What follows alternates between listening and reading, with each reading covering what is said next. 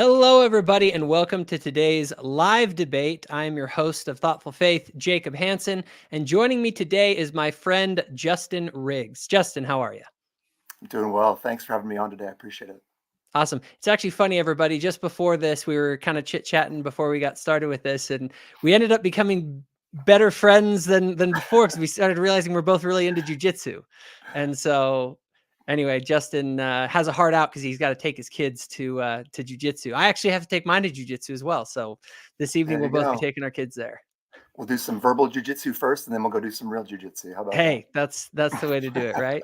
All righty. So, everybody, we're having a debate today, and it is going to be on the subject of if the LDS Church is abusive. Now, here's a quick bio on Justin. Justin Riggs is a former member of the Church of Jesus Christ of Latter-day Saints. His research centers around the topic of abuse in the church, and he uses his website and Twitter platform to help individuals and families make educated decisions about how to best engage with a system he believes can be most accurately described as institutionally abusive.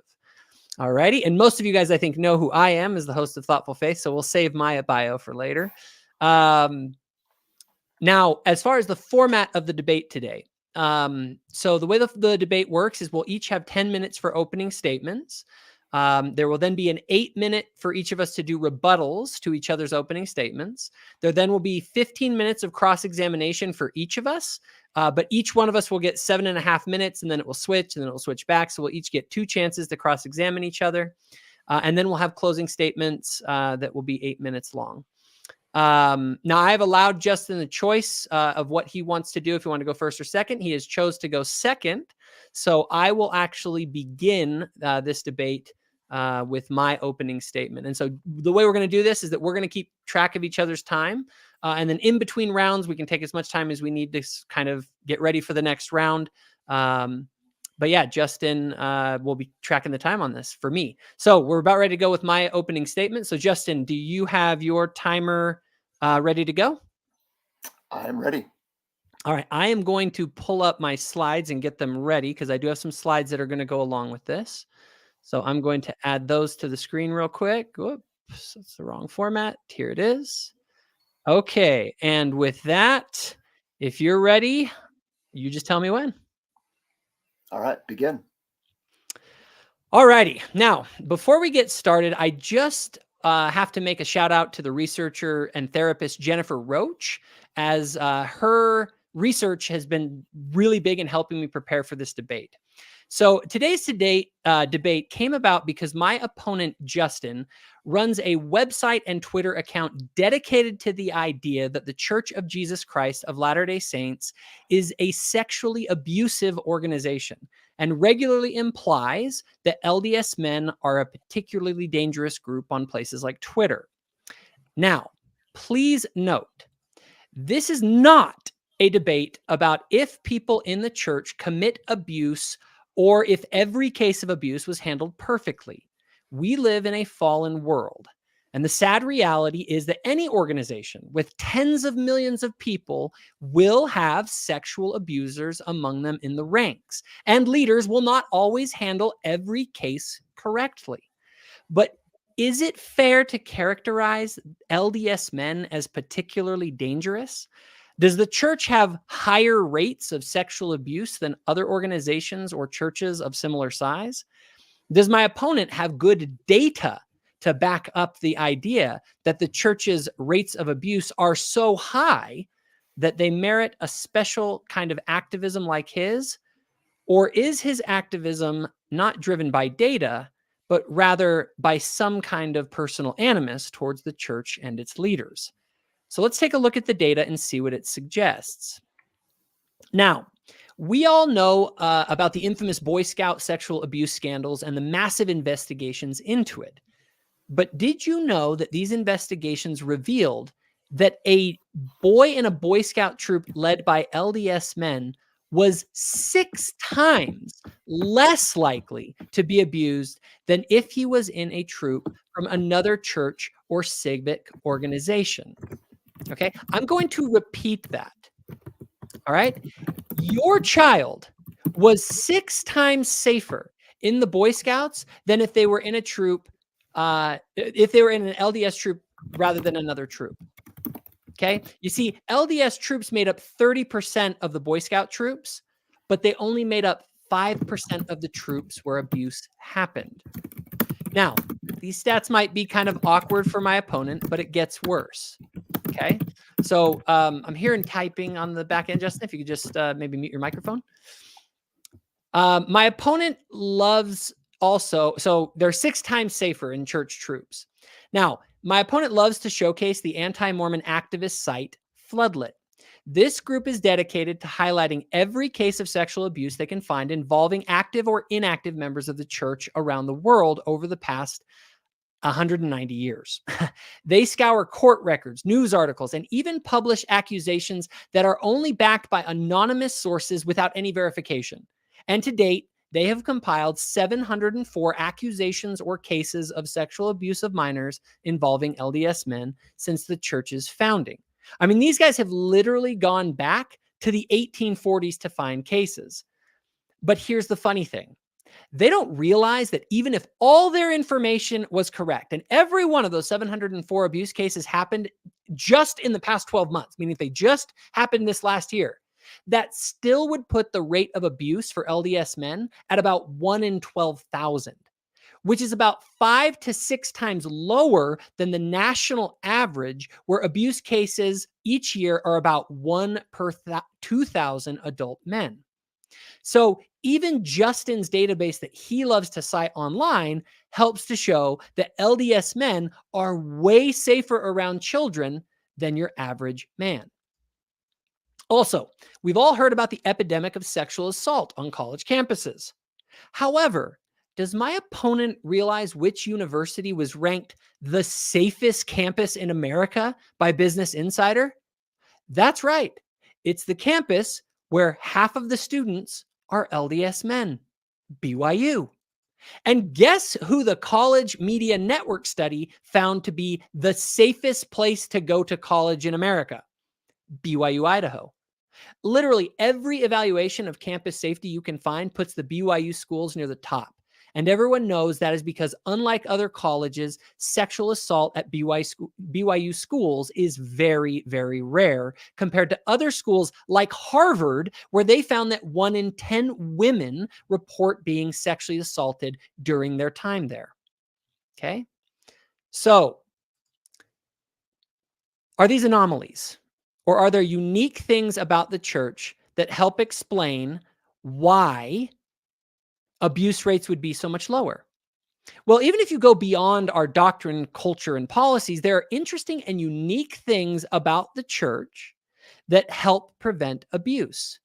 For instance, the church calls people to positions with children instead of taking volunteers.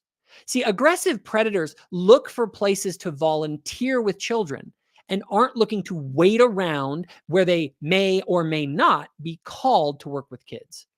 Also, the church publicly sustains everyone who works with children, so everyone becomes aware. Now, obviously, people generally are not going to raise their hand and oppose. But if a person sees the bishop call someone who they know may be a risk to children, maybe has some weird history, they now will have the chance to let the bishop know so that appropriate actions can be taken. Also, in the church, you don't pick which ward you attend. You are assigned based on where you live. Predators often shop around looking for places that make it easier for them to get access to the kids, and our ward system prevents this. Also, in the church, we regularly do private interviews, which allow both adults and youth to report strange things that they might not be aware of. Also, unlike other churches, we have membership records.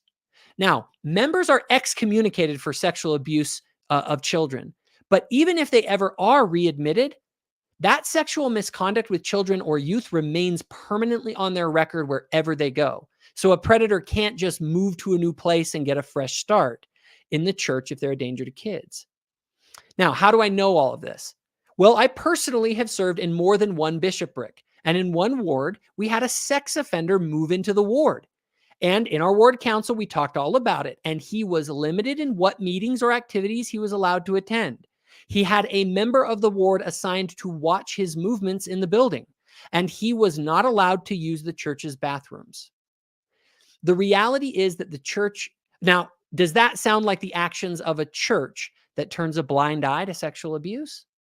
The reality is that the church engages in essentially all the best practices for preventing abuse.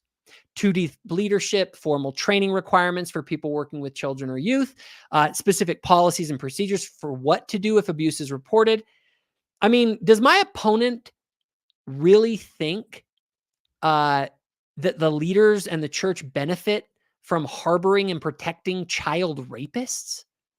I mean, what do you gain by protecting a child racist? Does it help the church grow? Is it good for your public image? In order for my opponent's claims to make any sense, he's going to have to explain the motive behind protecting child rapists. Why would they do this? But he won't be able to do that. And he will just ignore the data and focus on stories and innuendo. But is that enough to prove what my opponent is claiming, namely that the church is abusive in sexual matters? Or does it just confirm what we already know? No one disputes that abuse sometimes happens in the church. The reality is that the church is made up of fallible people and even sometimes full-blown evil people. But does abuse happen because of or in spite of the church's teachings and policies? Does the data indicate that the church is making things worse? No, it doesn't. It shows that the church is a positive force that reduces the likeliness of abuse. So the burden of proof today is on my opponent. He has to prove to you that the church is abusive. And to do that, he'll need more than stories or policies that he doesn't like. He will need data. But watch carefully what he does today. He will share stories, anecdotes, and innuendo, but he won't talk at all about the data because the data is not on his side. The available data shows that Latter-day Saints have abuse rates that are 5 to 10 times lower than other organizations of similar size. In other words, the abuse that happens in the church happens in spite of, not because of the church. So why is my opponent doing this? Why is he so motivated to dig up dirt on the church? I can't know for sure.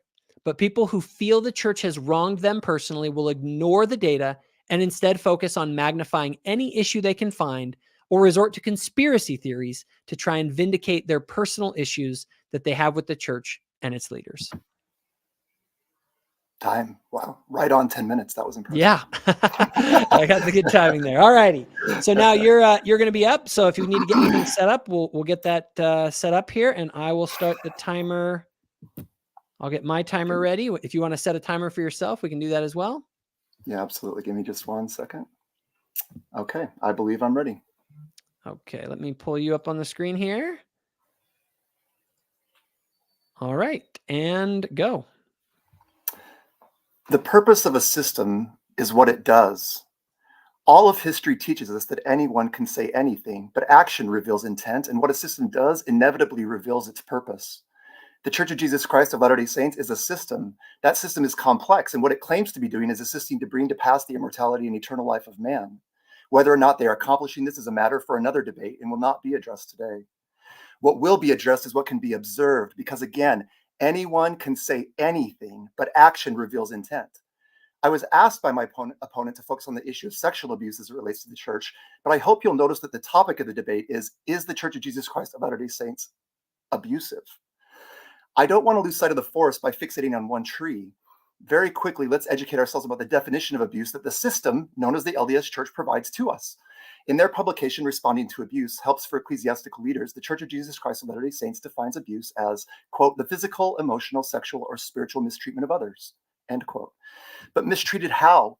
The Bible provides us examples. Abuse entails physical violence, threats of violence, persecution, sexual mistreatment, reviling, speaking evil, or being under the misused power of another person or group of people, what the church calls unrighteous dominion. In order to focus on sexual abuse and answer the question, is the LDS Church abusive, it becomes necessary to identify the term that is used when an organization can be shown to be responsible for the sexual abuse of its members. That term is institutional abuse. According to the MEND Project, institutional abuse occurs when there is the mistreatment of a person from a system of power, such as a corporation, hospital, nursing facility, school, or religious organization. The Church of Jesus Christ of Latter-day Saints is a religious organization that utilizes a corporation to act as an interface between itself and civil society, per the amended and restated Articles of Incorporation filed by incumbent Russell Marion Nelson on April 21st, 2020. For a second witness regarding what actions constitute institutional abuse, we can see that United Legal defines institutional abuse as, quote, when an organization is responsible for the physical or sexual abuse of a person or child, recently or in the past. There are many widely known examples of institutional abuse in corporate Christian organizations. The Catholic Church is probably the most well-known, but the Baptist Church and other churches, such as the International House of Prayer based in Kansas City, are embroiled in institutional abuse scandals as we speak. The question is the LDS Church abusive too? Tim Kosnoff is a lawyer who has repeatedly defeated the Church of Jesus Christ of Latter-day Saints in court cases by proving that the church was and is responsible for the sexual abuse of individuals under its care. He has recovered millions of dollars in damages for his clients in cases where his clients' rights were violated by the church system. After decades of experience proving that the LDS Church is institutionally abusive, Mr. Kosnoff has published the following statements, which I would ask you to consider. 1. Sexual abuse has become rampant among the Mormon Church. 2. The administrators of the church strongly discourage intervention by outside authorities. 3. Church leaders often cover up or turn a blind eye to evidence of child sexual abuse and attempt to deal with pedophilia exclusively as a matter of sin and not as a crime or a grave threat to children and families. 4. LDS Church general authorities in Utah have known of the widespread nature of this problem, but continue to deny it and refuse to implement meaningful reforms that can better protect LDS children. 5. The church is a revolving door for a certain type of criminal, referring to sexual predators. 6. Too often, protecting the power and image of the male leaders who possess the priesthood is the driving rationalization for covering up their crimes against children.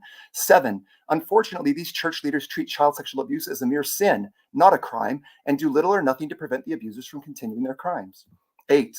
People who are abused within the church often know that nothing will be done if they report abuse, and they suffer in silence instead. And 9. He states, if you steal from the church, they'll turn you over to the police in a New York minute, as evidenced by the chicken nugget break-in.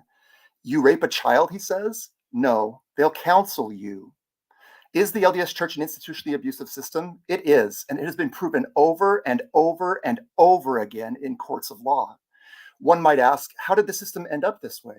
I'd like to spend 2 minutes stating the facts as I understand them based on my research. Here's a summary of what the system has been doing for the last 125 years. Starting in the early 1900s, individuals in the system began sending their children to institutions of higher learning where young men and women used their agency to be initiated into organizations with Masonic ties. These secret societies require their initiates to make death oaths that, according to their terms and conditions, cannot be broken by the moral agent who made them during this life, effectively abrogating the agency of the individual. These organizations treat apostate Roman emperors like Constantine as patron saints. Joseph Smith called the initiation rites of organizations like this, quote, apostate endowment ceremonies, end quote. And at the time many of these men and women began affiliating with and supporting them, their actions were in contravention of the living prophet's teachings. Using the relationships formed in these secret societies, the system placed many of these men and women into positions of power, influence, and gain, both within and outside of the church. The system then began forming alliances with secular organizations that seek to subvert the agency of man, such as the Central Intelligence Agency, Federal Bureau of Investigation, and the United Nations. Men like LDS Secret Society member and Trump National Security Advisor Robert C. O'Brien, and corporations that are widely known to be part of what President Dwight D. Eisenhower labeled the military-industrial complex. The system then began affiliating with, supporting, and employing people like self-appointed 13th Apostle Beverly Bruff Campbell and moral reprobate and accused child sex abuser Gordon Bowen. They also began affiliating with and supporting very powerful foreign families that have been rightfully labeled as whoremongers and weapons dealers, as evidenced by Spencer W. Kimball's 1977 journal that documented his meeting with the Khashoggi family. Those managing the system then created an illegal scheme to hide its assets from its members, a series of events which led to the church being penalized by the U.S. Securities and Exchange Commission for their immoral, unethical, and illegal behavior. Their punishment from God for violating D&C 120 is yet to come, I suppose, unless the scheme came to them by the voice of the Lord himself. In what might be the most obvious example of the abusive nature of the system, the problem of abuse in the church has metastasized. Although the exact nature and scope of the problem is unknown due to the secret and abusive nature of the system itself, which hides the relevant data from the public. Let's look at this last item in as much depth as we can within the time restraints. Instead of instituting programs, policies, practices, and procedures that would help ameliorate the problem, key system administrators known as bishops, stake presidents, area authorities, apostles, and prophets created a hotline using lawyers like Curtin McConkie lawyer and LDS General Authority Alexander Dushku, who represent themselves as Lincolnian lawyer statesmen who claim the goal of every lawyer should be possessed, quote, a wisdom about human beings and their tangled affairs that anyone who wishes to provide real deliberative counsel must possess, and character traits that, quote, one acquires only by becoming a person of good judgment and not just an expert in the law. Sounds good, right?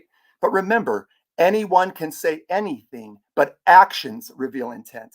In practice, these temple recommending holding lawyers become dissembling rhetoricians, willing to traumatize and re-traumatize abuse victims in the name of protecting the image and considerable resources of their client, the Church of Jesus Christ of Latter-day Saints.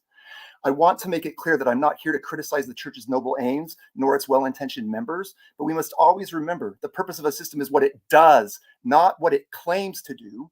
And we would be wise to remember that the system known as the Church of Jesus Christ of Latter-day Saints is a system that was designed, managed, and maintained by sinful men, including the prophets and apostles who claim to be special witnesses of the name of Jesus Christ. This fact was established in December of 2023 when the church published the following statement in the Gospel Library. We sometimes forget that Latter-day Saints of the past, including early church leaders, were human beings. Human beings have weaknesses. They make mistakes. They sin. I don't know why the church felt the need to qualify church leaders with the word early in this publication, but clearly modern church leaders are also human, also have weaknesses, and also sin. And their sins have profound effects on the church they administer. Just ask our African-American brothers and sisters about that. The net result of the system in its current state is the creation of spaces in which abusers are tolerated, protected, and sometimes even rewarded after their abusive behaviors. Victims are harmed and wounds multiplied, and anyone who tries to hold the secretive death oath-making church leadership accountable for its institutionally abusive behaviors are punished and sometimes become abuse victims themselves at the hands of the church's covenant-breaking leaders. Is the Church of Jesus Christ of Latter-day Saints abusive? It is. On March 5th, I watched a fascinating video titled "Stop Making the Church Boring and Shallow." It was produced by my opponent, Jacob Hansen. Jacob, I would like to concede that you have correctly stated that the church has indeed become boring and shallow, but I think the truth of the matter is far more concerning and needs the world's urgent attention. I am here today to argue that not only is the church boring and shallow, it has actually become a potential danger to its members' mental, emotional, spiritual, and physical well-being due to the fact that it has devolved into an organization that can only be categorized as institutionally abusive. The evidence for this lies in the stories behind names like Tim Ballard, Lori Vallow, Chad Daybell, Jody Hildebrandt, Ruby Frankie, Jim Craig, Michael Haight, David Levitt, and Garrett Gone pickleball partner Gordon Bowen. Anyone who has not hardened their heart, stiffened their neck, or cauterized their conscience ought to agree that the evidence just presented, which I will remind you is only a small part of the available evidence, conclusively shows that as presently constituted and governed, the Church of Jesus Christ of Latter-day Saints is best defined not as an eternal organization helping men and women achieve immortality and eternal life, but rather a fraternal, institutionally abusive institution that causes significant harm to many of its most vulnerable members. Is the Church of Jesus Christ of Latter-day Saints abusive? It is, and it is up to those who affiliate with and support the system to revoke their consent to be governed by the abusive men and women who administer it, and refuse to participate until the church can prove through its actions, and not just flowery speeches every 6 months, that it is committed to living the teachings of Jesus Christ by doing everything in its power to stop the abusers in its midst from committing further abuses, and restoring the victims of its abuses to wholeness by repenting of its immoral, unethical, and criminal behavior. Is the Church of Jesus Christ of Latter-day Saints abusive? It is. Remember, anyone can say anything, but action reveals intent, and the actions of the church are the actions of an institutionally abusive organization. Thank you. All right. Very good. Okay, I'll go ahead and get ready with my rebuttal now. So I'll put myself on the screen. Great. And go ahead when you are ready. And let me know when the time is set. 8 minutes, correct? 8 minutes. Yep, that is correct. I'm ready whenever you are. All right. Just tell me when. Go. All righty. So it's interesting to hear my opponent's response. So let's go ahead and break this down. First of all, let's point out what Justin did not do. He did not provide data at all. He didn't provide a motive as to why the church would support and protect sex offenders and child rapists and be doing all of these things. And he provided very limited cases, pointing to, outlier cases. He doesn't have anything to say that these things are normal, right? So, and also there's the question of what other organizations, if you say the church is abusive compared to who? Compared to what? Right? One of the things that my opponent did was he went into a broadening of the conception of abuse into sort of a very vague, generalized idea rather than something specific and concrete with concrete examples to back it up, or better yet, data to back it up. Okay. And so that was one thing that he's trying to do, because the reality is that if you look at the data and you get into the specifics, that's when you end up finding that things are actually, that the church is better than average when it comes to things like sexual abuse, as I pointed out. But it goes far beyond that. Latter-day Saints as a general group, if you want to talk about what they do, right? What comes of it? Christ told us to look at the fruits. By their fruits ye shall know them. And what are the fruits of the gospel? Well, people who live the gospel as taught by our leaders of our church enjoy longer lives, better health, community and social relationships are better. Volunteerism in places like Utah among the Latter-day Saints are among the highest in the entire country, if not the highest. You look at financial stability is better amongst the Latter-day Saints. They're more likely to be self-reliant than your average person. Family relationships tend to be closer. Marriages, such as temple marriages, for instance, are anywhere from 3 to 5 times less likely to end in divorce when compared to other marriages. Latter-day Saints have more children. They are in general are better educated than the population generally in the country. And their life satisfaction rates are higher in general. When you actually look at the data, again, the data, what you find is that Latter-day Saints actually are doing better than other groups. They're happier. They're more fulfilled. And so this system that he talks about, it isn't perfect. There are issues. Of course there are. Like, we know that. We're not claiming to be perfect. But when you look at the actual outcomes of the system, show me a better system. What system works better than the Church of Jesus Christ of Latter-day Saints for producing people that are happy and healthy, etc.? Now,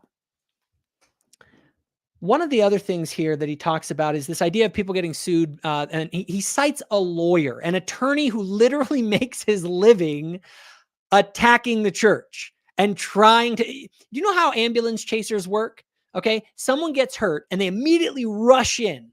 They rush into the person and say, hey, look, don't talk to anybody. Here's what you do. Let's talk about your case. You might have been driving a little slower. And did you know, they offered you $25,000 to settle the case? Well, I think you can get $30 million.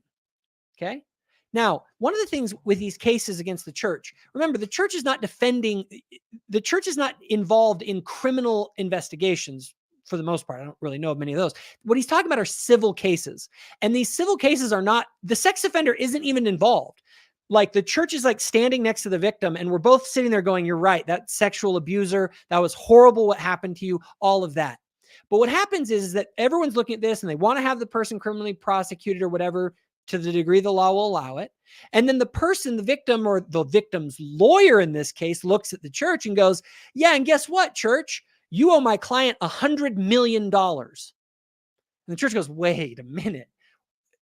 We didn't know about this. Like, just because this guy's a member, you say that we owe $30 million? Yeah, you do. Or let's say it was a bishop. Well, you're responsible for your bishops. If your bishops do something wrong, then you owe my client $100 million. See, the problem is a lot of people, like my opponent, they don't understand how civil litigation works. Okay. These attorneys, what they do is that they will sue the church for anything, right? Because it has deep pockets. That's why why aren't they suing the guy who actually did the abuse? It's because he doesn't have any money. So what do? They sue the church because they think they can get a settlement out of the church. Now, the church does right by people and will settle cases at a reasonable amount if they find that, according to the laws of the land, that they are liable civilly for what someone did. And so the church will do what's right. But there's a dispute every time about these cases. How much should the church pay?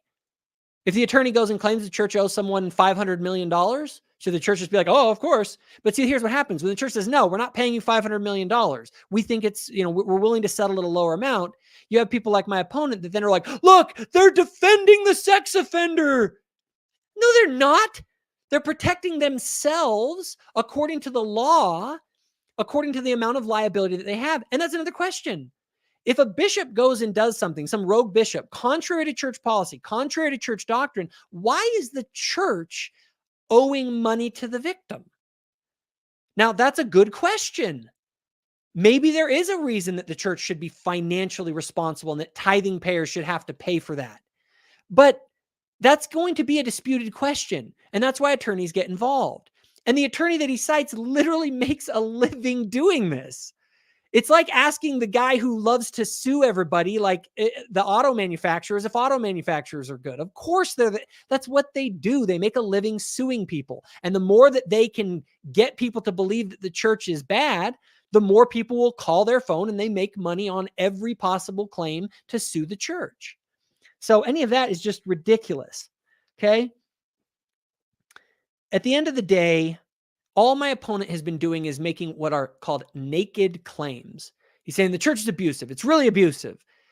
But the only thing he can provide to back that up are individual stories, anecdotes, not data, not a pattern. It's rare things. Of course, there's abuse that happens in the church, but he has failed. He has failed to demonstrate that this is anything more than anecdotes, right? Did the abuse that happened with the Hildebrands or whoever, did these things happen because of the church's doctrine and policies? Or did it happen in spite of the church's doctrine and policies? My opponent has failed to actually make the case. He just says, hey, bad things happen. Therefore, the system, the church is abusive. And with that, I'll go ahead and yield my time.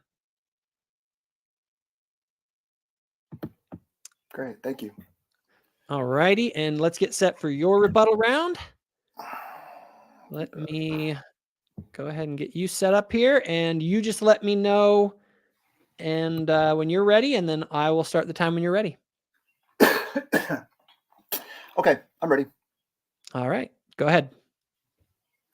So this is the part of the debate that I am the most nervous about. It's the part that I couldn't prepare for because I didn't know what the argument of my opponent was going to be.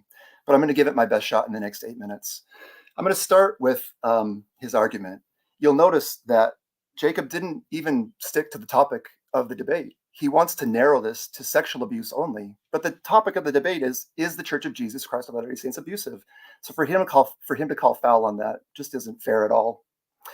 He doesn't define what the Church of Jesus Christ of Latter-day Saints is in his argument. He seems to only want to talk about the members of the church, but the Church of Jesus Christ of Latter-day Saints is many things, which I'm going to cover in my cross-examination. He talks about the personal animus that I might or might not have. I can't prove to anyone how I feel about the leaders of the church, but all I can do is testify to the fact that I love those men as much as I love any of my other brothers and sisters. He talks about the fact that I use floodlit. And he characterizes it as an anti-Mormon data set, but it's a data set. That's all it is. They're investigative reporters who go and find instances where Mormon men and sometimes women commit acts of sexual depravity and abuse, and he documents it. I don't understand why that's anti-Mormon or anti-anything else. I'm pretty sure that if Jacob was in a debate with Catholics, he would use databases and data sets that had to do with Catholic abuse, since he seems to like data so much. Anyway, I'll let Floodlit defend themselves because it's not my place to do that. It's not my database. I just want to make sure that everybody understands that as well. I do donate to Floodlit, but I have no other affiliation with them. Jacob talks about safest campuses like BYU, but has he heard about the stories about what happened? Even if it is very, very rare, what happens to abuse victims when they go to the Provo police? If he hasn't, he should talk to Radio Free Mormon, who knows a lot about that. Apparently, it's pretty bad what happens. He wants to ask questions like, are there unique things that help explain why abuse rates are lower? But I have to tell you, as a victim of abuse and as somebody who talks to abuse victims all day long, this debate isn't about rates. It's about whether a system is institutionally abusive or not.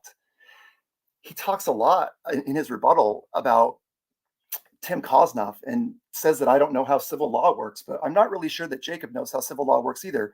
I'm pretty sure that Tim Kosnoff knows how civil law works. And if he thinks that Mr. Kosnoff is using arguments that aren't good, I'm sure that Mr. Kosnoff would love to face him in court. Jacob calls them naked claims. And I assume that the judge in those cases would know. Jacob wants you to believe that the church doesn't even belong in court. But of course, if the church didn't belong in court, the suits would be dismissed, wouldn't they? But they're not. And again, Mr. Kozlov defeats the church over and over again, not because he's correct, not because of the sexual abuse that happened, but because the church is liable for the damage to the victims. That's the court's finding. If Jacob doesn't like it, he can take it up with the courts. Okay. Jacob talks about how the church does right by people in these cases. I don't think he's gone and looked at the cases and seen the reprehensible behavior of church lawyers and how they will do anything and everything to make sure that abuse victims are silenced and that the damages awarded are minimized. The very simple fact is that the church often asks people to sign NDAs so that their image will be protected by victims not being allowed to talk about the abuse that they suffered, which is an important part of abuse recovery.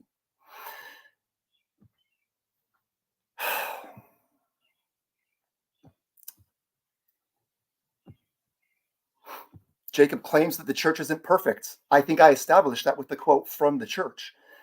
The fact is, it doesn't matter whether the church is perfect or not. It matters whether they're culpable. And it's been proven in court over and over again that they are culpable and liable for the abuse that happens in their congregations, no matter what the rate is of that abuse. Jacob talks about how I didn't provide a motive in my argument. The reason I didn't provide a motive is because I tried to talk to the church leaders. I wrote a letter to every general authority in the church and sent it to them by email. Do you know how many responded to me? 0. I then went to my stake president and tried to talk to Elder Ballard and Elder Christofferson. Do you know if they talked to me? They did not. They sent a letter stating that they were concerned that my pattern of thinking was leading to apostasy, to which I replied, my concern is that their pattern of behavior has already led them into apostasy. That's a debate for another day, I suppose. Jacob talks about the fact that the church has built-in systems like sustaining people. I'm aware of one case, at least in Tampa, Florida, where a bishop was called and this individual was known to be a sexual abuser. And when the sustaining vote was taken, it was opposed. And yet, a week later, who was sitting on the stand? This abuser was. Okay. So I do appreciate and respect the church for trying to do abuse prevention and response. My position is that it's woefully inadequate and leads to much harm to sexual abuse victims and victims of other types of abuse. All in all, I would just ask you to pay attention to the fact that Jacob really, really, really wants to shift what this debate is about. He really wants it to be about data, and he really wants it to be about a very specific type of abuse.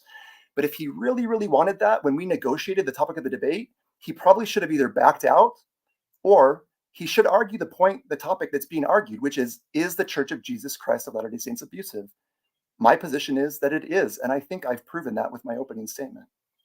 I'll cede the rest of my time.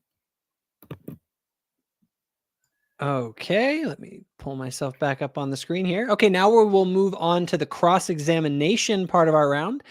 Each one of us will have 7 minutes and 30 seconds to question the other.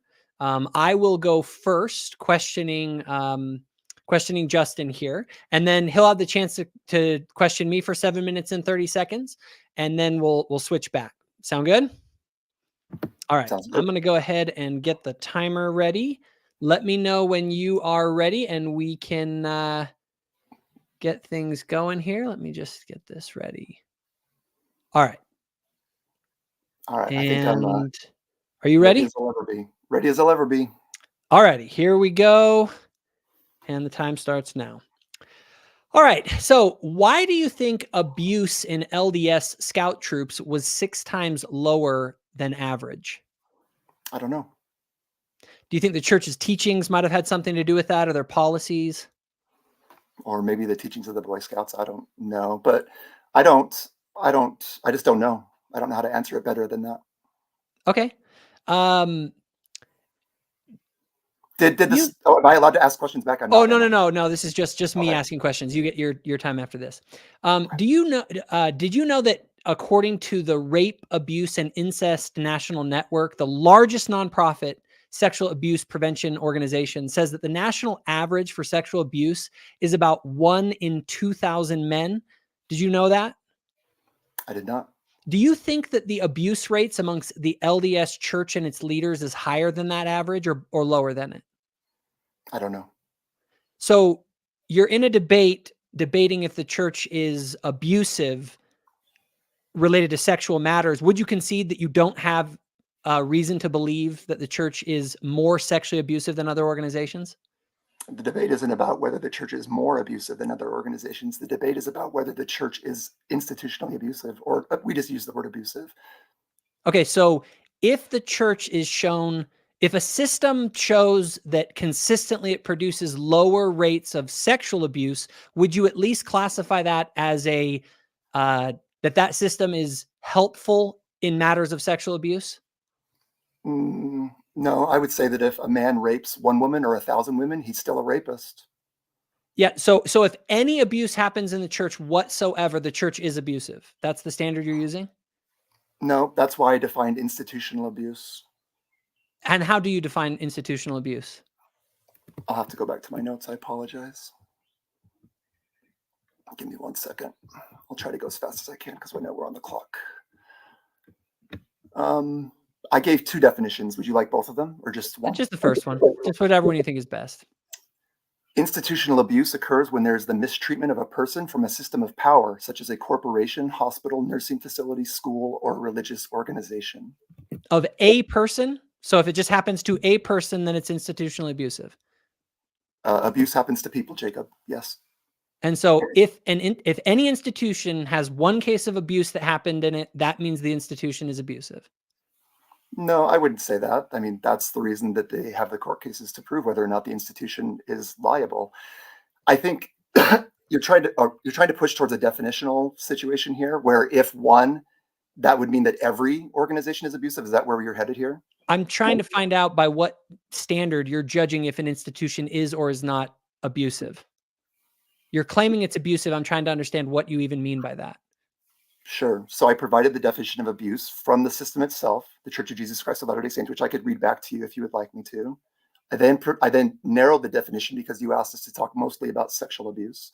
So I defined institutional abuse, and then I showed that the church has over and over again been proven guilty and held liable for instances of abuse perpetrated by men and women, although I don't have many cases of women, but mostly men that hold the priesthood and are lay members of one institution known as the Church of Jesus Christ of Latter-day Saints. Okay. Does that happen in the public school system? Absolutely. Is the public school system abusive?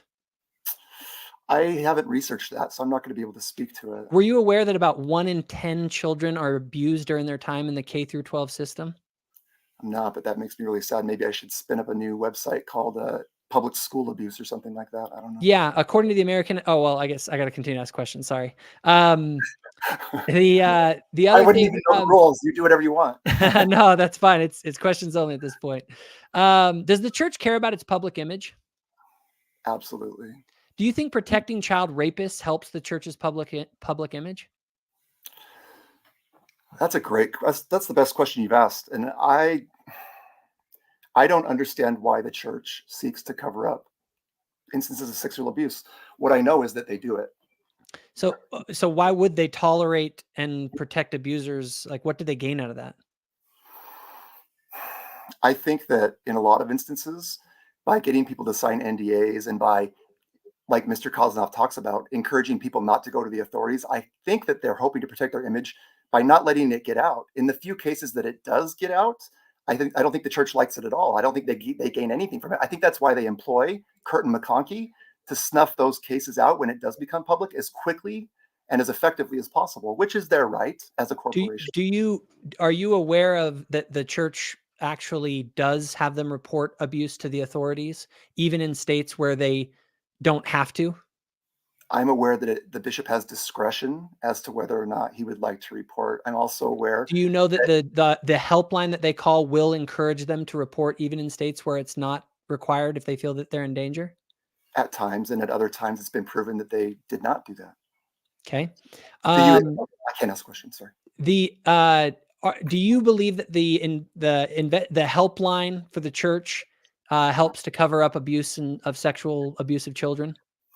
To cover up, that's not the terminology. That's not the nomenclature that I would use to describe it. No. How would you describe the hotline that the bishops called? Do you think that's an abusive, that hotline is an abusive problem? I would describe the hotline as a program that the church has instituted in order to ensure that the church's image and assets are protected. Okay. So the investigative attorney, Kate Lauk, was repeatedly raped when she was a child before she even entered kindergarten. And then after graduating cum laude from Georgetown Law, has dedicated her life to saving abused kids. She is part of the small team that answers the helpline for the church that you imply helps get sex offenders off the hook. Do you think that Kate Lauk is working to cover for sex abusers? I don't think that I implied that. Could we strike that? And could I answer the question outside of what you think I've implied? Then so you don't think, you're not implying that You're asking if I think that Kate Lauk protects sexual abusers? does she work on a team that protects sexual abusers? If the team would provide me with tapes of how they handle those abuse cases, I could better answer that question. I have talked to the abuse hotline. Do you claim that helpline is abusive? Is abusive. Do I claim Is that it part of the LDS abusive system? hotline? Absolutely, it's part of it. So Kate Lauk works for that helpline. She's part of the abusive system. Yes. Okay. I have time for one more question. Why do you think BYU is one of the safest campuses in America over and over and over again? I don't know if it is. I mean, you stated it. I haven't had a chance to review the research. Do you mean that specifically in terms of sexual abuse? Like they're one of the safest campuses specifically related to sexual abuse, or we could do that. You can ask me that question in your turn. No, you're fine. We just finished it. It's fine. You're all good. We just finished the time for my first round of it, so I'm going to stop it here. And if you want to get the opportunity to force me to answer that last question if I didn't answer it properly, no, you're fine. You're all good. No. Yeah, you're good. Okay.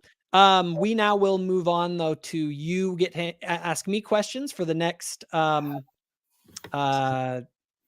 minutes and 30 seconds.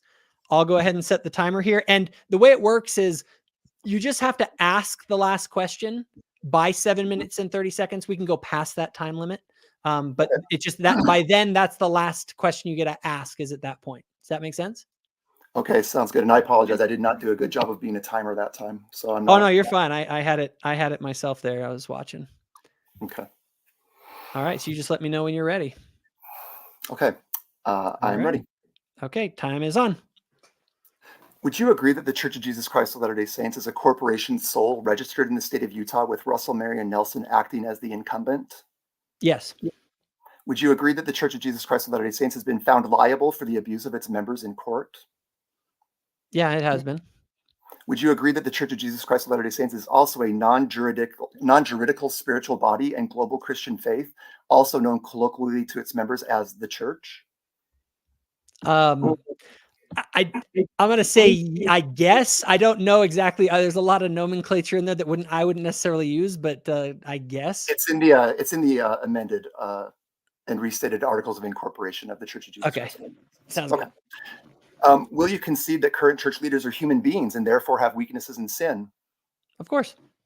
Will you concede that due to the sinful nature of apostles and prophets and their inherent weaknesses, there is a non-zero probability that some of their decisions while administering the church might lead to outcomes that lead to the physical, emotional, sexual, or spiritual mistreatment of others? Sure, it can happen. Can you name an official church program, practice, policy, doctrine, or teaching that, in your opinion, has led to the physical, emotional, sexual, or spiritual mistreatment of any of the church's members? It depends on if you're saying, did it lead to it because of or in spite of that, those programs, policies, procedures? Yeah, let me give you a specific example. Do you think that the church's policy on not allowing blacks to have the priesthood caused physical, emotional, sexual, or spiritual mistreatment of the church's members? Sure. I think that the priesthood ban was a mistake from the beginning. Great. Tim Kosnoff has stated. Can I just real quickly clarify on that as well, just to make sure I only have 7 minutes, so no, if that's okay, I'd like to just keep going. All right. Tim Kosnoff has stated, I've seen examples of this. If you steal from the church, they'll turn you over to the police in a New York minute. You rape a child? No, they'll counsel you. Do you believe Mr. Kosnoff's statement is factually accurate? No, the church absolutely has an official policy telling people that they are supposed to report cases of abuse if they're required by law. If not, they are at their discretion whether or not to do it. And that is there's a whole topic of debate around whether mandatory reporting is something that should or should not be the case. The Okay, church's so the current answer is no. policy is to Hey, allow yeah, I need to stop you people there because to do that. I have a lot of questions, Jacob, and I need to not let you filibuster me here. So, Okay, I just can wanted you to give think the of an answer. example? Yeah, can you think of any example from the standard works where Jesus Christ used a lawyer for the protection of his rights or to protect his image? Where Jesus used a lawyer? Yeah, in the standard I don't think works. I don't know that the legal system in Jesus's time was the same as our legal system today. Okay, fair enough. Without violating anyone's privacy, can you tell me if you possess any positive knowledge regarding any monies from the fast offering program in your ward that have been used to help victims of abuse process their trauma in the last year? I'm sorry, repeat that question one more time. Sure. Without violating anyone's privacy, can you tell me if you possess any positive knowledge regarding any monies from the fast offering program in your ward that have been used to help victims of abuse process their trauma in the last year? I believe I am aware of the use of funds from the church. I don't know exactly which funds, but that have been used to help people with counseling and therapy that they've needed. Excellent. Do you And that happen was to know how much that money? was with abuse that wasn't related to the church causing it, but someone else who had abused someone and they did that. Great. Do you happen to know how much money your ward spent on social activities in the last year for youth and adults? Not off the top of my head, no. If you had to guess, what did they spend more money on, activities or abuse prevention and response? Well, at the local level, that isn't the primary. I don't know exactly how those things are funded, but at the Okay. local level, that isn't the primary group that's funding anything in the church. Those decisions are made Who's higher up. going to help an abuse victim? Who's financially responsible for helping a member of a ward? The global church or the ward? I You've been believe in that Bishop. that comes from I believe all funds ultimately are managed and directed based on the policies that are given by the global church, by Salt Lake. Okay. To the best of your knowledge, what is the church's policy on youth protection training? That everyone who works with children or youth are supposed to take that training. I'm not sure exactly how frequently, but on some level of Within a frequency. month. Within a month of being sustained. Yeah. Okay. To the best of your knowledge, what percentage of men and women who work with the youth at church are compliant with the church's published policy on youth protection training? I'm not sure. To the best of your knowledge, are members of the church allowed to procure the data that would reveal the key performance indicators regarding compliance with the youth protection training program and its efficacy? I don't think the church just discloses those kind of numbers to anyone who asks. Do you believe church members should be allowed to have that access to that data in order to protect their families and themselves? No, I don't think so. Because I think that the reason why that can I provide an explanation as to why I think that? No, not right now. You can ask in your second round of cross-examination if you'd like. Okay. You're called to be a seminary teacher in the church, right? Yes. So how many young men and young women are in your class? Roughly about 12. Okay. So in the latest statistical evidence that I saw, over half of women and almost 1 in 3 men will experience sexual violence involving physical contact during their lifetime. Have you completed your youth protection training, Jacob? Yes, I have. Do you know what percentage of people in your ward and stake who are required to complete that youth? Oh, no, we already covered that. To the best of your knowledge, what are the teachings of the living prophet on the church's willingness to tolerate abuse? Yeah, they don't tolerate abuse. Zero tolerance, correct? Yeah, that's the policy of the church. No tolerance for abuse. To the best of your knowledge, what is the church's policy on informing parents that those convicted of sex-related crimes are present in their congregations? I don't know that the exact policy is on that, but I know that when I worked in my ward, that when we had a sex abuser move into the ward, it was disclosed to the ward council, and then the ward council there was someone assigned to watch over that person. They weren't allowed to use the church's bathrooms. They could only attend certain meetings, and so it was very Yeah. highly monitored by the leaders of the Are ward. those people trained to monitor sex abusers and ensure that church members aren't placed in dangerous situations with somebody known to have committed a crime of sexual abuse? Ward council members. I'm not aware of any sort of training that is offered for how to watch a sex offender and Okay, keep and an I eye want on to them. just make sure that I understand that. So the ward council was told, but families with children, the parents were not told that a sexual abuser was in the congregation? I actually don't know if it was or if it was disclosed beyond the ward council. I can't remember if something was sent out to the ward about Mhm. that, but the leaders were definitely aware and he was being monitored by leadership. Okay. If you were an abuse victim and went to Jesus Christ to disclose what had happened, do you believe he would be concerned about categorizing your case as low risk or high risk? Going to the Savior about that, I would say, I don't think that the Savior would even think in those terms, but I think he would take into account what type of thing that you did to merit whatever actions were necessary. I mean, we receive judgment based on what we did, Okay, but he and that wouldn't varies from categorize. person to person. You wouldn't be interested in whether or not your case was a high risk to his image or a low risk to his image, or a high risk to his assets or a low risk to his assets. Well, Christ has said that people who commit certain sins need to be excommunicated from the fold.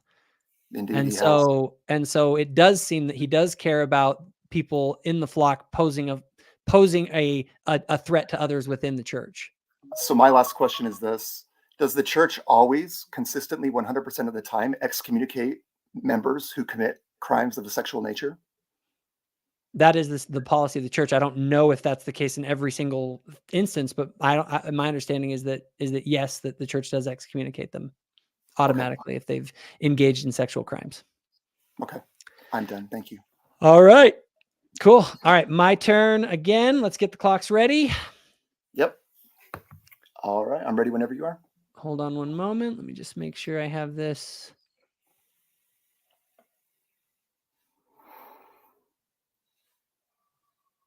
Hold on 1 minute. Okay. And let's go. Okay. I'm ready. Go.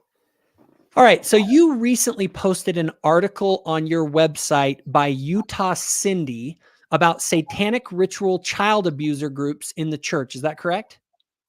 Yeah, I believe so. Do you believe her claims made in that article? I would say that Cindy and I have a working relationship in which I am happy to give her a platform to share her arguments. Although I don't agree with all of her arguments, much like church members might come to church and not agree with all the doctrines that are being taught. Okay. In her article, she says the following about the satanic abusers in the church. She says that they signal, and this is on your website. On your website, it says, quote, they signal each other, meaning the Satanists, by the color of the cars they drive. For example, a low-level Satanist might drive a red or brown car. A high-level Satanist will drive a white or a black car. Do you think satanic child abuser rings are secretly signaling to one another by the color of the cars that they drive?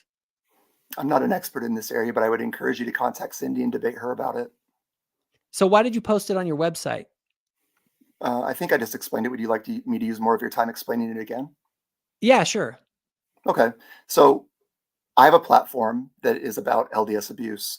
At the very far extreme of that is satanic ritual abuse, which we know is real because the presiding bishop of the church, Glenn Pace, wrote a memo to church leaders about satanic ritual abuse inside of the church. We also know that Brent Ward provided the church a report, although we don't know what the contents of that report are because Mr. Ward will not release the contents of that report. We also know that LDS Social Services was writing things to the church leadership about this problem. So we know it's a real problem. I have a very hard time researching this topic because it hurts my heart so much. There are other people out there who are willing to dive into this, and I don't want to sit here and pretend that I'm an expert in this area. What I'm willing to do is to provide my platform for people who want to have the opportunity to present their case, as long as I feel like it's responsible and not criminal. Like they're not doxing people, they're not causing civil, like they're not defaming people, there's not libel, any of those kinds of things. So I'm willing to provide that space for that topic. But I think if you looked at the contents of my blog, because satanic ritual abuse is sort of at the extreme of the abuse, it's at the extreme of my platform as well. And why didn't you post anything about the findings of the Utah police and when they had investigated this in the 90s and found that there was nothing regarding that? Do you not? Is there a reason that you only publish one side of the story? Oh, in that article or overall? Just overall, I didn't see anything on your website from saying that that had been debunked by the police. Do you believe her over the police? Do police debunk things? Is that what they do? Is that their job? Well, when they do a criminal investigation into this and they find nothing, do you think that that's worth pointing out that people like your friend Utah Cindy, that they are not that they're Did they do running a criminal? contrary to what the authorities have said? Did they do a criminal investigation? We're getting into an area that I'm not an expert in. Here's my understanding of what happened. There was what some people have called the satanic panic, right? I think that's ridiculous. I am on the record saying that I never use the term satanic ritual abuse. All abuse is satanic. I don't know why we have to put the word satanic in front of it. Some abuse is ritualized, and so I don't mind using the term ritual abuse. But when that came out, here's how I understand the story, and I'm not an expert, so people will have to forgive me. But the church, its spokesman, Don LaFave, went to the church's vast media empire, which included contacts with the Chicago Tribune, and put out a statement saying, while we know that there are cases where this happens, we don't think it's a problem overall in the church. Sort of the In same other words, argument. were they parroting what the what the police had found when they investigated this matter? No. This is at least my understanding is, and I'm not solid on the facts here, so you're gonna have to forgive me. That happened first.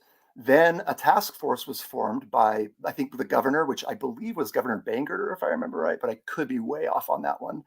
And a group of people were included on that task force, including some people that were police. And I know that there was a man, I can't remember his name right now, that says he looked into this pretty carefully. I don't believe there were any criminal investigations. I could be wrong about that as well.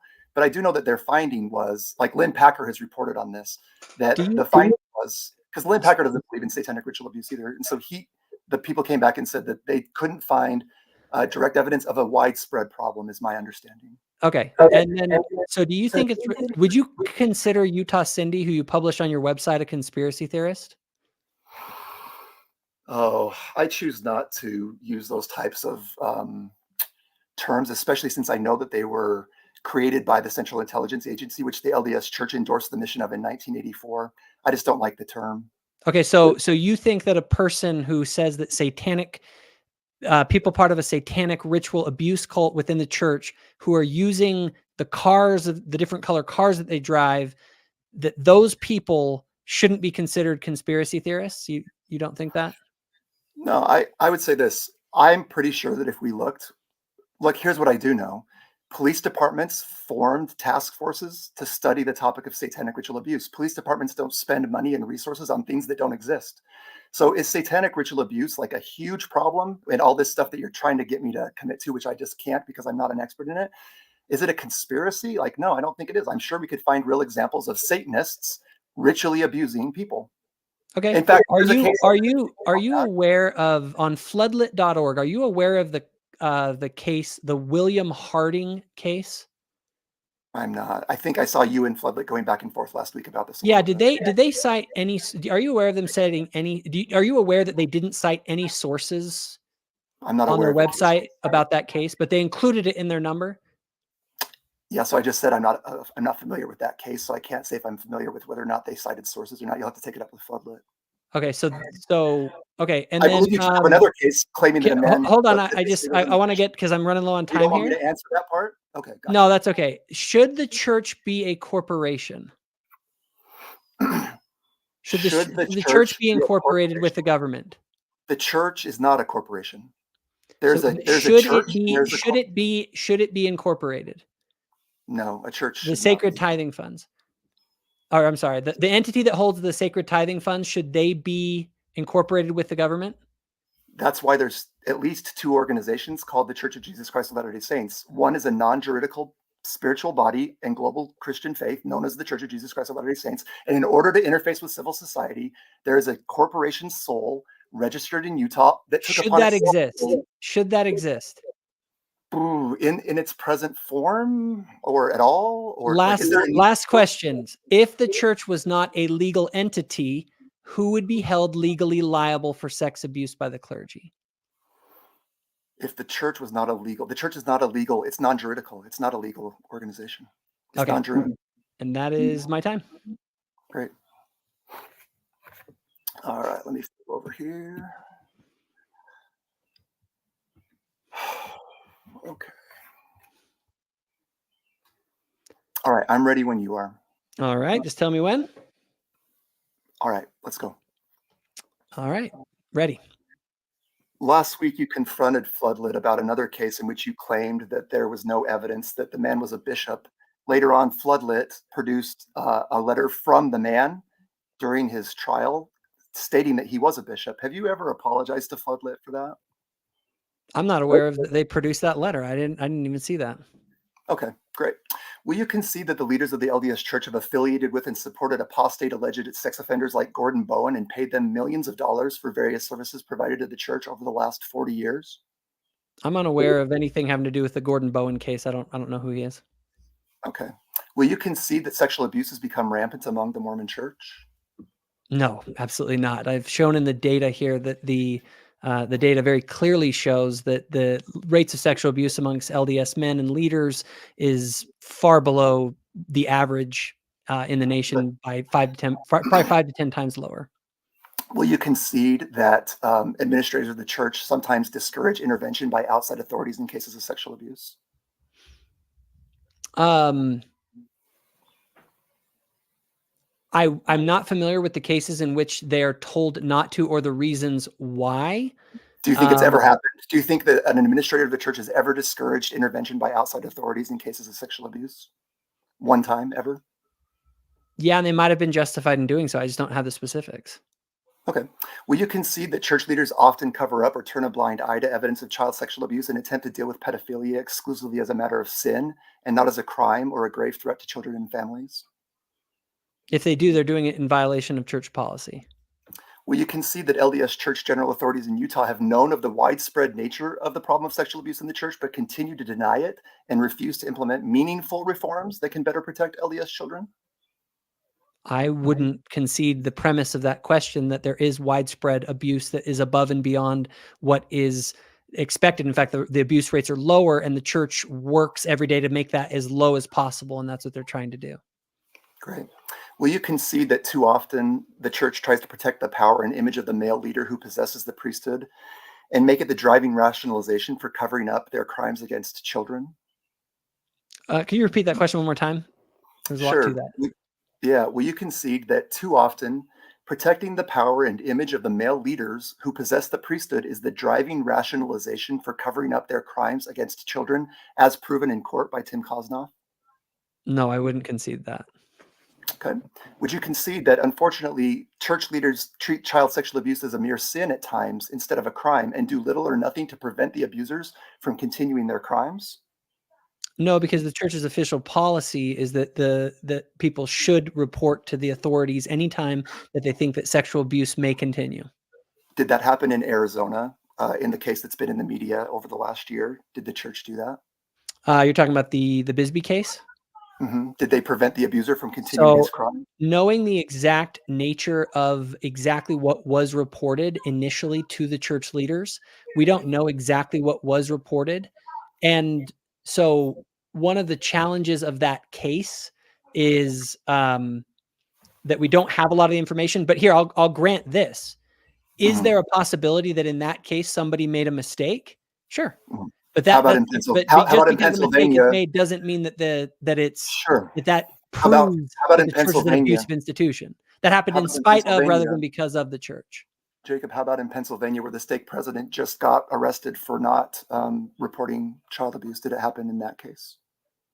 If it did, it happened in spite of the church's policies rather than because of them. Why would the church be representing that stake president if it was done in contravention of church policy? Representing them against who? The church is representing that stake president against the state. Who is holding the again? Or is it a civil litigation? I actually don't know the nature of the litigation. Okay, Does so if the church is defending itself in civil litigation from someone who's demanding $100 million, the church has every right to try and negotiate and engage in court to figure out what its liability should be in accordance with the law. That's how civil litigations work. The church has every right to defend itself legally from those who try and stick their hands into the tithing funds of the church. even those who behave in a way that contravenes church policy, they should defend men who do the wrong thing according to Are the they church's own are they policies. defending is the church defending the stake president, or is it defending itself from financially having to pay for what the stake president did? I believe they're defending the stake president. I believe the quote was that Okay, they're going I'm to sorry. I asked you a vigorously question there. defend That was the my stake. bad. Oh, no worries. Okay, let me keep going though. Will you concede that the church's method of handling child sexual abuse allegations has violated at times the laws of both man and God? that the church's policies have? The church's method of handling child sex abuse allegations has violated the laws of both man and God. So the church's method is governed by its policies, and I have seen nothing in its policies that I take issue with. Okay. Will you concede that while church leaders protect themselves and the organization's reputations, pedophiles within their ranks have continued their horrific abuses? I think that it's impossible in an organization the size of the church to be able to, like, the church is doing everything that it can to prevent the abuse, but they do exist and things will happen. Like, everyone has to concede that. By definition, will you concede that the Church of Jesus Christ of Latter-day Saints is an institutionally abusive organization?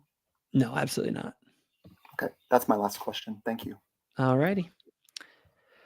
Okay, so now we are on to closing statements. I will have the first closing statement. I will have 8 minutes to do closing statement. And if you want to get the timer ready here. Yep. Okay. When you're ready, I will start. Just let me know when. All right, go.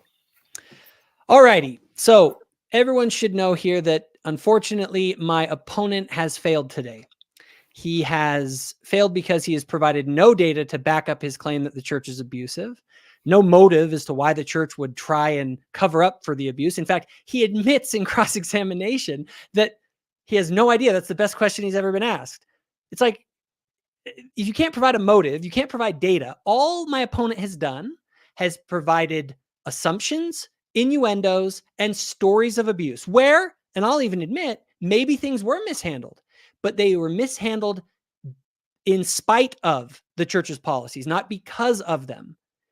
Instead, my opponent is into these conspiracy theories about ritual sex abuse and platforms people like Utah Cindy talking about Satanists who are signaling each other with their cars. I mean, this is the kind of stuff that he platforms, and he won't even call that a conspiracy theory.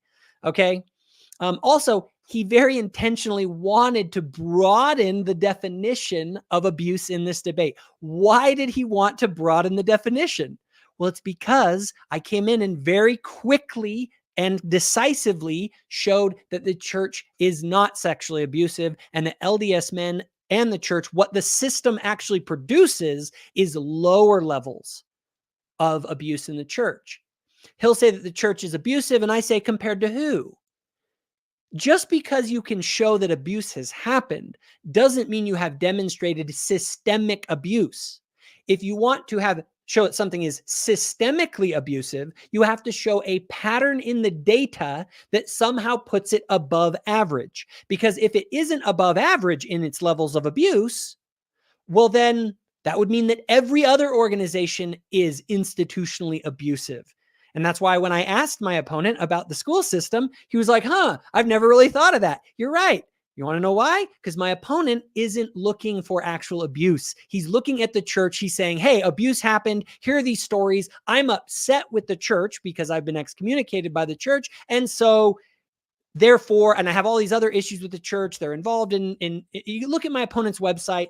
He goes on and on about all these things with the churches in cahoots with the CIA, and President Nelson is part of the Skull and Bones Club, and he's signed death oaths and just conspiratorial nonsense. I want people to go and look at my opponent's website, because this is what you do. You go in, you find every sort of possible story, and then you magnify it. Okay? Here's the church's official position on abuse in writing. It is the church's position is that abuse cannot be tolerated in any form. Those who abuse their spouses, children, and family members, or anyone else, violate the laws of God and man. When abuse occurs, the first and immediate responsibility of the church leaders is to help those who have been abused, to protect vulnerable persons from future abuse. In instances of abuse, the first responsibility of the church is to help those who have been abused. Okay? So that is the church's official policy. And if things deviate from that, it's in spite of, not because of the policies. But what is my opponent doing? Okay. He's saying, or implying anyway, that there's some cabal of people. It's like, here's the real policy. What we really want to do is cover up the sexual abuse. Why? Why would you do that? My opponents even admitted they don't have any motive as to why they would do that. Again, it's this conspiratorial thinking. All right. So I have no hard feelings towards my opponent. Okay. I have none at all. But the reality is that many people who feel they've been wronged by the church will go after these kinds of stories and things to try and paint a picture of a pattern that isn't there. Because in order to paint a picture of the pattern, you have to use data. And even my opponent admitted, like, well, my opponent, he's all into data. Really? You're not into data? Yet you're trying to claim systemic abuse, even though the data runs contrary to that? Like, my opponent isn't into data because the data is against him, and the data is what you need to validate that there's systemic abuse in the system. I actually, my education, my formal education is in process management, in systems management. And one of the things when you want to measure what a process or a system is doing is you look at its output. And what you do is you statistically measure if the output that's being put out is outside of the control limits, if it's somehow out of whack. You have to look at the data. That's how you can tell if the system is broken. And when you look at the system, this system in the church is producing better outcomes than all the other churches that were involved with the Boy Scout program. For instance, for that one example. Again, this is what people do. They focus on stories, innuendos, and then, like my opponent, I pointed out in the cross-examination, he couldn't even say, he couldn't define when it was institutionally abusive. He's saying the church is abusive, but he doesn't actually have a meaningful definition of if it's abusive or not. Okay?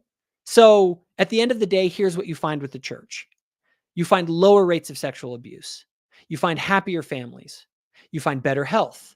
You find more charitable giving, more volunteering. You find all of these good beneficial fruits that come out of the church. You find better marriages, longer marriages, more children. All the things that we need in society. And that's in the data. Again, the data is on the side of the church. That's why he doesn't want to go there, because the church is not abusive. It's a system that produces incredibly good things, including safer environments for children. So again, one more time, I have no hard feelings against my opponent. I wish him the best. If he has suffered abuse in his life, which I do not dispute if that is his claim, I wish him all the healing in the world for that. It is absolutely horrific what happens to people sometimes. But when you realize that these things happen in spite of the church rather than because of the church, you're able to process it and find real healing.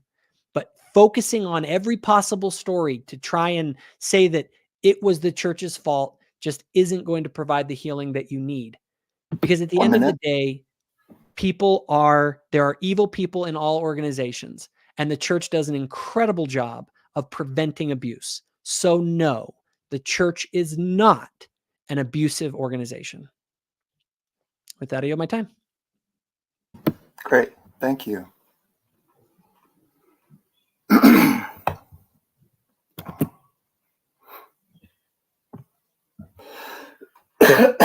Okay. I am ready when you are, Jacob. Just let me know. Oh, Jacob, are you still there? Oh, yep. We'll start over here. Sorry. Let me start the timer over. Okay, great. Let me know. I had my mic muted there. Hold on. Let me get it. All right. We'll start right now.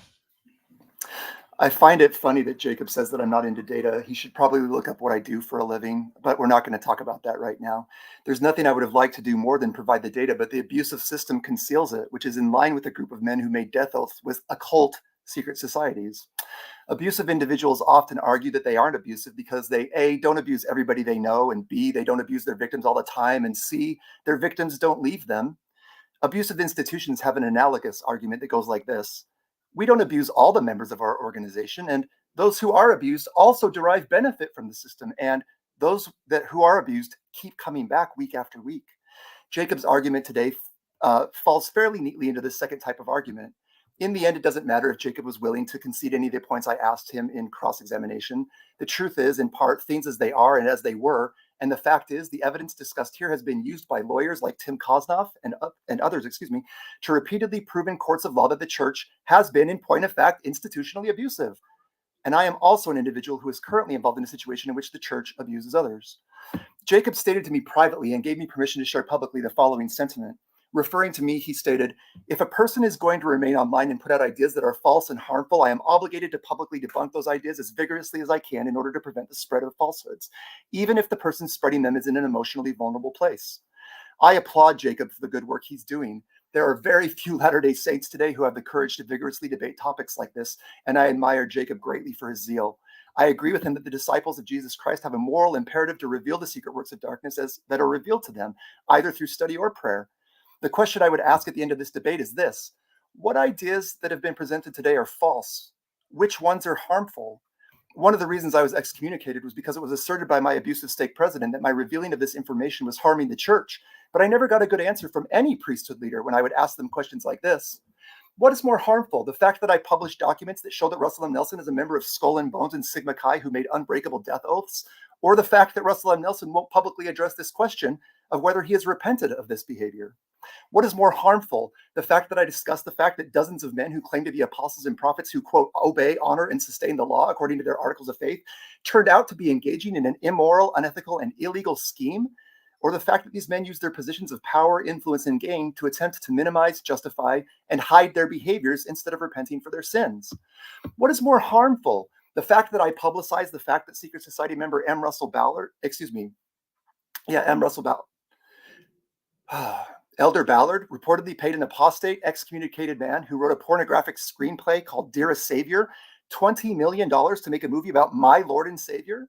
Or the fact that M. Russell Ballard, despite being told that Bowen was a child molester, chose to use church funds to affiliate with and support this man anyway, while simultaneously giving special priesthood blessings to Tim Ballard, a man who ostensibly dedicated his life to stopping child abuse and human trafficking?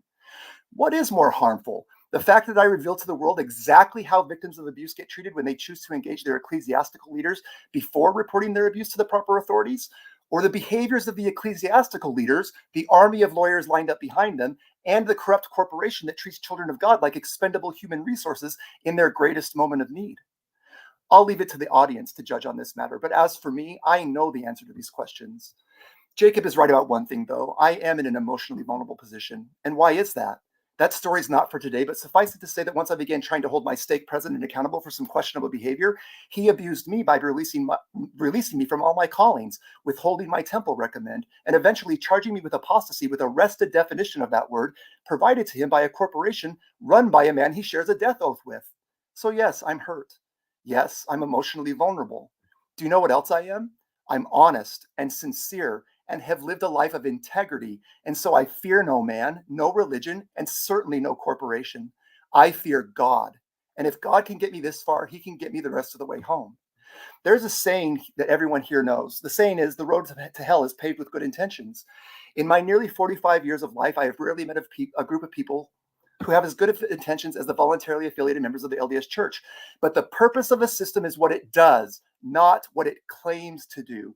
And I have proven here today that if you are a participating member of the LDS Church, as it is presently constituted and governed, you are supporting and affiliating with a dangerous system that is best defined as institutionally abusive, and you and your family are at significant risk. The church's newest apostle, Patrick Kieran, has given some carefully crafted statements that sound very nice related to abuse prevention and response. For example, he said, quote, "There is no question in my mind that the abuse of a child or the deliberate abuse of anyone is the most heinous crime and must not be tolerated in any form. But remember our rule. Anyone can say anything, but action reveals intent." Can anyone point to anything that Patrick Kieran has done to care for victims of abuse? I've searched, but have yet to find any evidence that he has done anything other than utter earnest words. This doesn't mean he hasn't done anything. It just means that if he has, he's done a fine job of ensuring the world doesn't know anything about it. Time will tell whether Mr. Kieran is sincere in his words or whether he's just another hollow-chested, empty suit who claims to be a special witness of the name of Jesus Christ. I hope for the former. I fear for the latter, and not for a lack of evidence. President Thomas S. Monson taught in General Conference, "The church does not condone such heinous and vile conduct. Rather, we condemn in the harshest of terms such treatment of God's precious children. Let the child be rescued, nurtured, loved, and healed. Let the offender be brought to justice to accountability for his actions, and receive professional treatment to curtail such wicked and devilish conduct." These words are powerful, but friends, we must always remember, Anyone can say anything, but action reveals intent. President Monson was given the opportunity to help a victim of abuse. Her name is Christine Burton. She's a relative of Gordon B. Hinckley and is the daughter of President Monson's mentor, O. Preston Robinson, who ran the Deseret News, a man who, at best, stood by as his daughter was abused by his wife, and at worst was an abuser himself. When, after her claims were trivialized by Gordon Hinckley, Miss Burton met with President Monson to inform him of the abuse and ask for assistance, his response was to instruct Miss Burton that she was not to say anything negative about her abuser to him, since her abuser was his friend and mentor. Decisions determine destiny, and President Monson's decision to traumatize a victim of abuse in this manner is shameful and reprehensible, especially when you know that President Monson's own son is a sexual predator who had to settle his own case of sexual harassment before being made a bishop and given a job at, you guessed it, Curtin McConkie. Sympathy was not found in the man.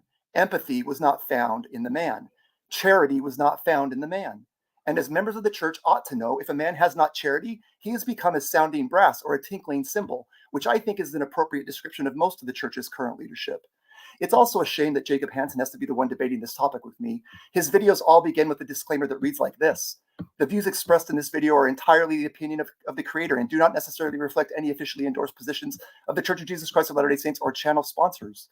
The world deserves better than this, not because Jacob isn't a worthy opponent, but because he's being used by an abusive system as cannon fodder and a firewall by men who have the responsibility for debating apostates like me, but who refuse to engage with me as the Lord has commanded them to in DNC 71. 1 minute. Men like Russell M. Nelson, Dallin Oaks, David Bednar, Neil Anderson, Patrick Kieran, and all the other general authorities of the church are not well adapted to anything but carefully cultivated, carefully controlled interactions, which in the end is just one last piece of evidence that shows what an abusive institution this church has become.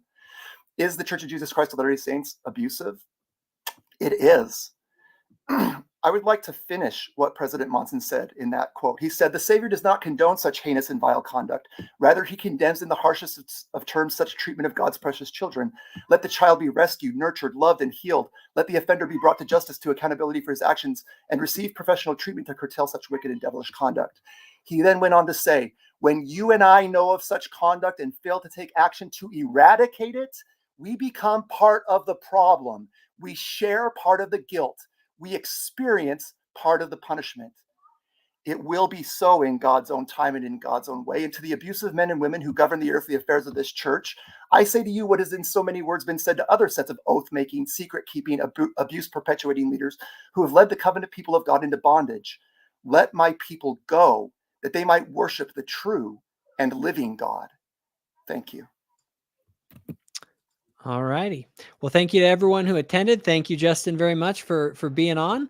Wish you the best, and I think we're both off to take our kids to jiu-jitsu shortly.